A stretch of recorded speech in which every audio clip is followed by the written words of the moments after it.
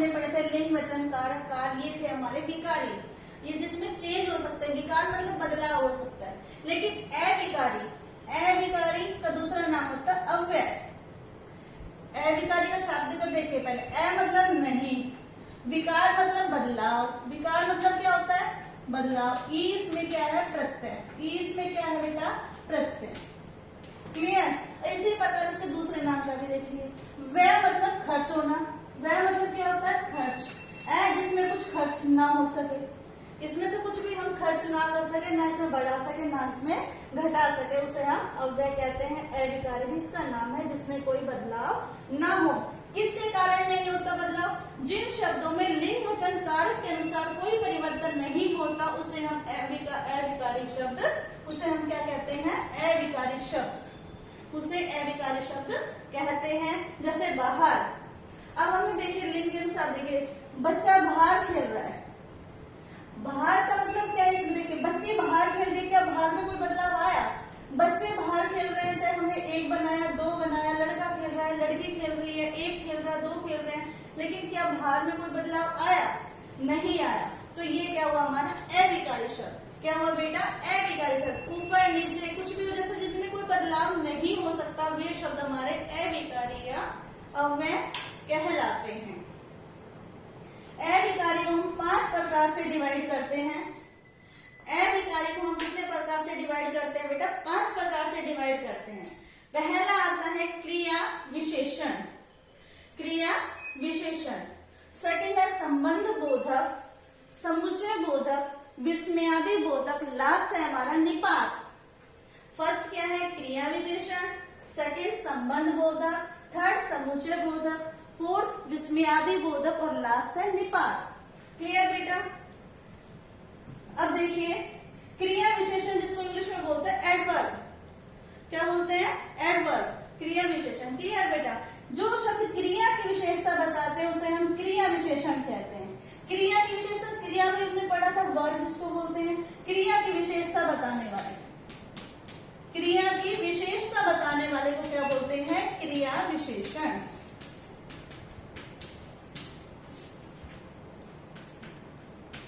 क्रिया विशेषण कहलाते हैं। जैसे मोहन धीरे चलता है, या गाय धीरे चलती है, कुछ भी लिख सकते हो, घोड़ा तेज भागता है। अब मोहन धीरे चलता है, देखो बेटा अब ये धीरे, इसमें किसकी विशेषता बताती है, चलने की विशेषता बताई गई है। किसकी विशेषता बताई गई है, चलने की विशेषता बताई गई है। चलता कैसे है, धीरे चल रहा है, बिल्कुल धीरे धीरे चल रहा है, अर्थात वो क्या हुआ हमारा क्रिया विशेषण। इसमें मोहन की विशेषता नहीं बताई है। विशेषण और क्रिया विशेषण में बेटा यही अंतर होता है, विशेषण संज्ञा सर्वनाम की विशेषता बताते हैं, जबकि क्रिया विशेषण क्रिया की विशेषता बताते हैं। क्रिया विशेषण क्रिया की विशेषता बताते हैं, विशेषण संज्ञा सर्वनाम की विशेषता बताते हैं। जैसे सुंदर लड़का, अब वो लड़के की विशेषता बताएगी तो सुंदर अब उसकी विशेषता बताइए, लेकिन यह चलने की विशेषता कैसे चलता है, धीरे चलता है। हमने ये थोड़ी पूछा कि मोहन क्या कर रहा है कि क्या नहीं, मोहन कैसा, ये नहीं पूछा, वो चलता कैसे है। क्रिया के साथ क्वेश्चन पूछो कि कैसे चलता है, अगर जवाब है धीरे तो ये क्या हुआ हमारा क्रिया विशेषण।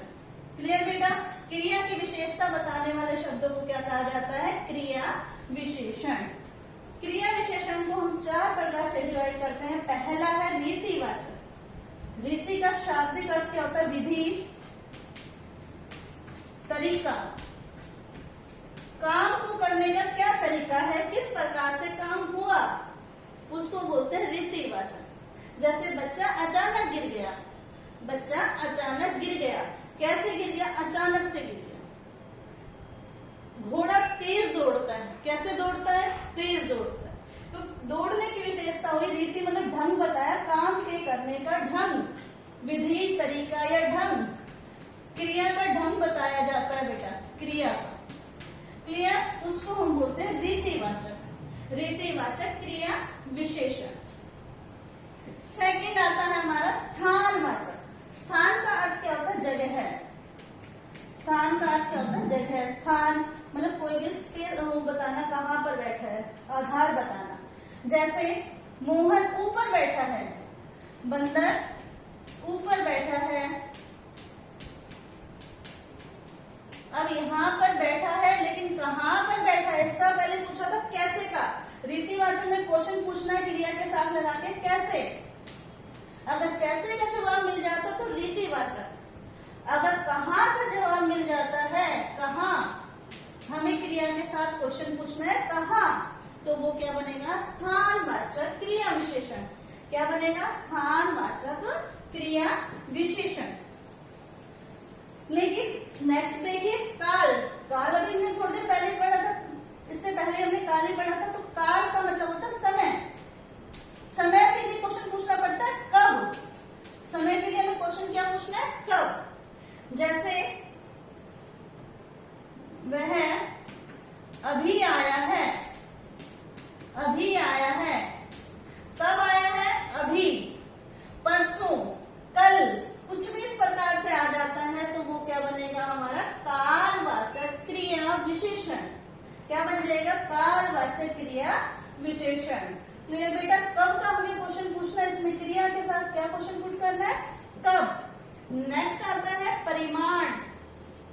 परिणाम नहीं है बेटा, ये परिमाण है। परिणाम रिजल्ट होता है, परिमाण होता है माप तोल। और माप तोल में हम क्वेश्चन कितना क्या करते हैं, कितना, कितना। अब कितना है, 2 किलो वगैरह तो नहीं करना, क्योंकि 2 किलो का मतलब तो संज्ञा सर्वनाम विशेषण हो गया। लेकिन हमें परिमाण का पता करना, तो क्रिया विशेषण चल रहा है, अव्यय चल रहा है, तो क्रिया के साथ क्वेश्चन पूछना है।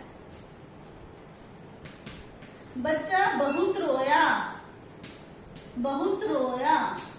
अब देखो, अब रोने की विशेषता कितना रोया, बहुत रोया। अधिक, ज्यादा, बहुत, कम, इस प्रकार से अगर आ जाता है तो ये क्या बन गया हमारा, परिमाणवाचक क्रिया विशेषण अव्यय। क्या बन गया, परिमाणवाचक क्रिया विशेषण अव्यय। तो ये हमारा जैसे कम, ज्यादा, अधिक, कितने का क्वेश्चन पूछना है, किसके साथ, क्रिया के साथ। और क्रिया क्या होते हैं, वर्ब, जो कि हमारे दिए थे लास्ट में, उसके साथ हमें क्वेश्चन पुट करना उसका। अगर इनका पता चल जाता है तो ये हमारी पहचान है बेटा। इनसे पहचान से हम अच्छी तरह इसको पहचान सकते हैं। तो इसके लिए हमारे अभिकारी का फर्स्ट पार्ट था क्रिया विशेषण। क्रिया विशेषण के मैंने 4 पार्ट बताए हैं, रीति, स्थान, काल और परिमाण। रीति का मतलब ढंग, तरीका, विधि, काम के करने का ढंग, किस प्रकार से काम किया गया है, किस प्रकार से काम हुआ है।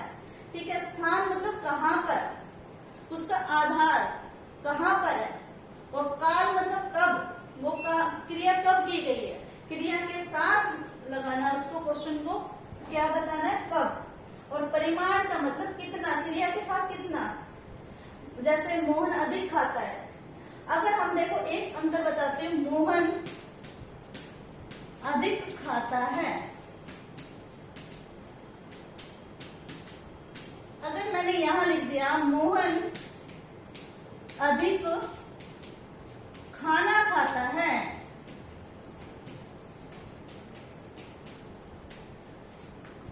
ये तो हमारा ऊपर वाला क्रिया के साथ आया हुआ है। अब ये हमारा खाना के साथ आया हुआ है, तो ये दोनों अंतर है बेटा। ये क्रिया विशेषण है हमारा और ये हमारा विशेषण है। ये हमारा क्या है, विशेषण है, क्रिया विशेषण। और विशेषण में अंतर यही होता है, ये क्रिया की विशेषता बताता है, ये संज्ञा सर्वनाम की। खाना क्या है, संज्ञा, तो संज्ञा की विशेषता बता रहा है, ना कि खाने की विशेषता बता रहा है। इसलिए विशेषण है और ऊपर वाला क्या है, क्रिया विशेषण। क्लियर बेटा। ओके बेटा। देखिए अब ये हो गया हमारा फर्स्ट पार्ट। सेकंड है संबंध बोधक।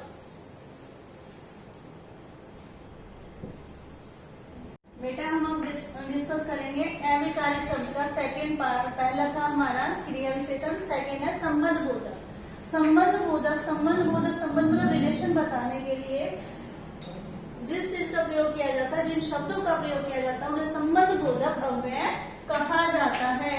संबंध बोधक मतलब संबंध बता, जब जो अविकारी शब्द वाक्य के संज्ञा सर्वनाम पदों का संबंध आपस में जोड़ते हैं, उन्हें संबंध बोधक अव्यय कहते हैं। वाक्य के संज्ञा सर्वनाम पदों का संबंध, जो संज्ञा या सर्वनाम पद है, जो संज्ञा सर्वनाम शब्द है, उनका संबंध दूसरे से जोड़ते हैं, उसे संबंध बोधक अव्यय कहते हैं, जैसे के साथ, के ऊपर, के नीचे, के आगे, से विपरीत, के विपरीत, इस प्रकार से पहले, के पहले, इस प्रकार से यूज किया जाता है, उसे हम अविकारी संबंध बोधक अविकारी शब्द कहते हैं। बेटा इसको कई तरह से डिवाइड किया जाता है, लेकिन हमें पुस्तक में इस तरह से तो ये देखिए, पहला आता है सहचर सूचक। सहचर मतलब साथ में रहने के लिए, के साथ, के संग, के साथ, के संग के लिए, के सहित भी आ सकता है, इसमें इस प्रकार से यूज किया जाता है सहचर सूचक में। समता सूचक, समता मतलब उसकी समानता, तुलना की तरह यूज, समता समानता की तरह, वो किसके समान है, उस मोहन की तरह चलता है, ये उस दिखने में वो एक दूसरे के समान है, इस प्रकार से यूज किया जाता है। समता मतलब इक्वल। अब आता तुलना, तुलना मतलब कंपेयर, कंपेयर करने के लिए हम किस प्रकार का यूज करते हैं, जैसे की अपेक्षा, वह उसकी अपेक्षा के अलावा, इस प्रकार से यूज किया जाता है। की अपेक्षा, के अतिरिक्त, इस प्रकार से यूज किया जाता है, लेकिन यहाँ पर ज्यादातर आता है की अपेक्षा। क्या आता है? की अपेक्षा। मोहन की अपेक्षा सोहन सुंदर है, मोहन की अपेक्षा सोहन सुंदर है, तो की अपेक्षा तुलना के लिए है, उसकी कंपेयर की गई है। विरोध सूचक मतलब अगेंस्ट, अगेंस्ट क्या करते हैं, जैसे किसी के विपरीत, के खिलाफ, के खिलाफत, किसी प्रकार से यूज किया जाता है। विरोध, किसी का विरोध दर्शाने के लिए हमें विरोध सूचक संबंध बोधक अव्यय का प्रयोग किया जाता है। साधन, साधन मतलब हमने करण कारक किया था, करण कारक मतलब किस साधन, किसके जरिए क्रिया हुई है, किसके जरिए काम हुआ है। हमने पेन के द्वारा पत्र लिखा या सोहन के द्वारा ये काम किया गया, के जरिए, के द्वारा, द्वारा खाली, तो के इनके हेल्पिंग जो साथ लगते हैं इनको यूज किया जाता है। नेक्स्ट आता है हेतु। हेतु मतलब कारण, हेतु मतलब यहाँ पर है कारण, किस कारण काम किया गया, जैसे प्रार्थना पत्र लिखी गई, किस लिए लिखी गई थी, बीमारी के लिए लिखी गई थी, की खातर, किसके खातर हमने काम किया, किस लिए किया, ये हमारे हेतुवाचक में आता है। तो नेक्स्ट आता है कालवाचक। काल मतलब समय के लिए दर्शाता है। कालवाचक संबंध बोधक अव्यय जैसे दिन के पश्चात रात होती है, के बाद, के पश्चात, इस प्रकार से यूज किया था। दिशा, दिशा मतलब किसी और के संकेत करने के लिए, किसी का इशारा करने के लिए, कि डायरेक्शन बताने के लिए दिशावाचक का प्रयोग किया जाता है। जैसे के सामने, की तरह, की तरफ, की ओर, की तरफ, के आगे, के पीछे, इस प्रकार से यूज किया जाता है। स्थान, स्थान मतलब जगह के लिए आता है। मोहन के समीप या पेड़ के समीप बंदर बैठा है, पेड़ के जैसे मंदिर के अंदर, मंदिर के अंदर, मंदिर के अंदर बगीचा है, इस प्रकार से यूज किया जाता है। नेक्स्ट है पृथकतावाचक। पृथकता मतलब अलग, पृथक मतलब क्या होता है, अलग। पृथकतावाचक दूर करने के लिए, से दूर, से अलग, से हटकर इसका प्रयोग किया जाता है पृथकतावाचक कहलाने के लिए। ये था हमारा संबंध बोधक अव्यय। संबंध बोधक अव्यय जो अविकारी शब्द वाक्य के संज्ञा सर्वनाम पदों का संबंध आपस में जोड़ते हैं, उसे संबंध बोधक अव्यय कहते हैं। इसको 10 पार्ट में डिवाइड किया गया बेटा। सहचर सूचक, साथ के लिए, मैं मोहन के संग बाजार गया था या उसके साथ गया था, तो इसी प्रकार समता सूचक, समानता दर्शाने के लिए, तुलना, कंपेयर करने के लिए, की अपेक्षा, विरोध सूचक, के विपरीत, के खिलाफ। साधन मतलब किसके जरिए काम हुआ है, करण कारक में जिस प्रकार होता है, के जरिए मतलब मैं साइकिल के जरिए स्कूल गया, किसके सहायता से काम किया गया। हेतु, हेतु मतलब कारण, क्यों काम किया गया, वो काल, कब किया गया, के पश्चात, मैं मोहन के पश्चात चला जाऊंगा, मोहन के आने के बाद चला जाऊंगा, इस प्रकार से। दिशावाचक मतलब संकेत दिखाई देता है, डायरेक्शन दिखाई देता है, उसे दिशावाचक कहते हैं। स्थान, स्थान मतलब कि मतलब उसका आधार बताया जाता है कि मोहन कहाँ बैठा है, के समीप बैठा है, मोहन के समीप सोहन बैठा है, या पेड़ के समीप ही गाय बंधी हुई है, कुछ भी इस प्रकार से यूज करते हैं। पृथकता होता है अलग दर्शाने के लिए, हटकर दर्शाने के लिए किसी से, जैसे मोहन के घर सोहन के घर से दूर है, तो इस प्रकार से, दूर से, अलग से, हटकर का प्रयोग किया जाता है। गुड मॉर्निंग स्टूडेंट्स, आज हम करेंगे अविकारीय अव्यय शब्द का 3rd पार्ट, समुच्चय बोधक अव्यय। समुच्चय बोधक अव्यय का अर्थ होता है जोड़ने का कार्य करने वाले शब्द समुच्चय बोधक कहलाते हैं। इसका दूसरा नाम हम संयोजक भी कह सकते हैं। जिसको हम इंग्लिश में कंजंक्शन भी बोलते हैं।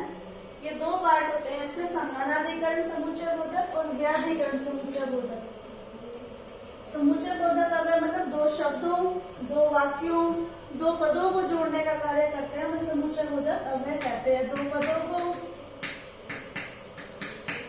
दो शब्दों को और वाक्यों को, दो वाक्यों को जो जोड़ते हैं वो समुच्चय बोधक अव्यय कहलाते हैं बेटा। इनको दो पार्ट में डिवाइड करते हैं, समानाधिकरण और व्याधिकरण। समानाधिकरण समुच्चय बोधक वे होते हैं जो समान स्तर के वाक्यों को जोड़ते हैं। ये शब्दों, पदों, वाक्यों को जोड़ते हैं।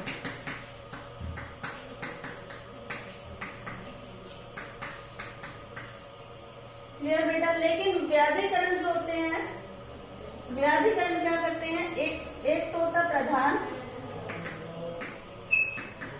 और बाकी जो होते हैं और उपवाक्य, उपवाक्यों को जोड़ते हैं। एक प्रधान होता है, बाकी उपवाक्य होता है। बाकी क्या होता है बेटा, उपवाक्य। लेकिन आपकी बुक में ये नहीं दिया हुआ कि अलग अलग है, तो पार्ट में डिवाइड नहीं किया हुआ, दोनों को मिक्स करके दिया हुआ है ये। इसके भी अगर आगे चलेंगे तो इसके भी चार चार पार्ट होते हैं, लेकिन आपकी बुक, आपके सिलेबस में सिर्फ ये दिया हुआ है कि समुच्चय बोधक अव्यय होता क्या है, इसको, इसका क्या कार्य होता है और ये कैसे कार्य करता है। तो देखिए हमारा मेन काम हमें ये देखना है ये होते कौन कौन से, जैसे और, ताकि, तथा, एवं, परंतु, लेकिन, इसलिए, क्योंकि, चूंकि, इस प्रकार से ये मेन दिए जाते हैं जो ये जोड़ने का काम करते हैं। जैसे मोहन और सोहन खेलते हैं, मोहन आया और सोहन चला गया, मोहन आया और सोहन चला गया। आराम करो ताकि जल्दी स्वस्थ हो सको। तो इस प्रकार से तथा राम तथा श्याम खेलेंगे, इसी प्रकार तुम खेलो एवं सो जाओ। इस प्रकार से सेंटेंस क्या करते हैं, जोड़ने का काम करते हैं। ये जो वर्ड है ये सेंटेंसों को, पदों को, वाक्यों को जोड़ने का कार्य करते हैं। क्लियर बेटा। ये था आपका समुच्चय बोधक अव्यय। फोर्थ आता है आपका विस्मयादि बोधक अव्यय। फोर्थ क्या होता है, विस्मयादि बोधक अव्यय। विस्मयादि मतलब जहां पर हैरानी दिखाई गई हो, चेतावनी, हर्ष, घृणा, शोक या किसी को पुकारने के लिए इन शब्दों का प्रयोग किया जाता है। चेतावनी जैसे अरे रुक जाओ, हर्ष मतलब वाह, खुशी के लिए दर्शाया जाता है। शोक मतलब किसी दुख को प्रकट करने के लिए, अरे ये क्या हो गया, बाप रे बाप, जैसे इस प्रकार से करते हैं। घृणा, घृणा मतलब किसी नफरत के लिए दर्शाते हैं। छी, कहते ना छी कितना गंदा है, इस प्रकार से। हैरानी, अरे ये क्या हो गया अचानक से। संबोधन किसी को पुकारने के लिए, अरे सुनो, ये संबोधन के लिए। तो विस्मयादि बोधक का अर्थ होता है कि हैरानी, शोक, घृणा भाव आदि भावों को दर्शाने के लिए जिन शब्दों का प्रयोग किया जाता है, मतलब ये सब भाव होते हैं, भाव को दर्शाया जाता है। ओके बेटा। नेक्स्ट आता है लास्ट अभिकारी शब्द का पार्ट होता है निपात। निपात मतलब किसी विशेष शब्द पर बल दिया जाता है। जैसे मोहन ने ही यह कार्य किया है, मतलब केवल मोहन ने ही यह कार्य किया। ही, भी, तक, तो, ये सब क्या, न भी आता बेटा इसमें। न का प्रयोग वैसे कम हो गया, निपात आना ही बंद हो गया। आगे निपात का प्रयोग बहुत कम होता है। पहले ये क्या किया जाता था, हमारे जो वेद शास्त्र होते हैं इनमें प्रयोग किया जाता था। क्लियर बेटा। ये भी लेकिन अविकारी शब्द का ही पार्ट है। ही, भी, तक, तो, न, ये सब हमारे क्या है, निपात। जैसे मोहन भी खेलेगा, मतलब और तो खेलेंगे ही, लेकिन मोहन भी खेलेगा, तो वो क्या होगा हमारा निपात। उसने अब तक यह कार्य नहीं किया, मतलब तक आ गया। तो मैं तो खेलूंगा ही, मैं तो खेलूंगा, मतलब वो अपने ऊपर जोर दे रहा है, उस सेंटेंस पे, उस वर्ड पे जोर दिया जाता है, वही उसका निपात बन जाता है। न ये करो, न वो करो, तो ये भी क्या बन गया हमारा निपात। ये है हमारे निपात बेटा। तो हमने अविकारी शब्द के पार्ट पढ़े 5। पहला क्या था, क्रिया विशेषण, सेकंड था संबंध बोधक, थर्ड था समुच्चय बोधक, फोर्थ था विस्मयादि बोधक और लास्ट है हमारा निपात। तो ये सारे अविकारी अव्यय शब्द होते हैं जिनका रूप नहीं बदलता था, तो उनमें कोई बदलाव नहीं आता।